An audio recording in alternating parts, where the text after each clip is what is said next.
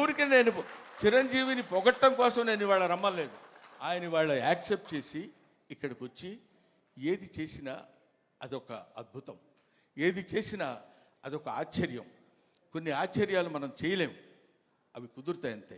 Wonders cannot be made, they happen. అటువంటి ఆశ్చర్యకరమైనటువంటి జీవితాల్లో జన్మల్లో ఒక జన్మ చిరంజీవి గారిది.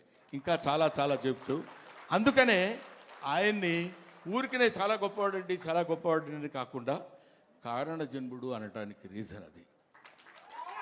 ఇటువంటి కారణాల వల్ల పుట్టినటువంటి వ్యక్తి.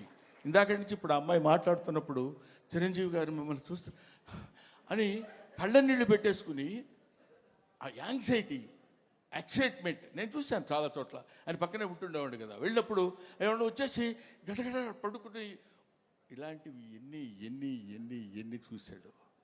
ఆయన చూడని చరిత్ర, ఆయన చెప్పని చరిత్ర, ఆయనకి తెలియని చరిత్ర. That is Chiranjeevi.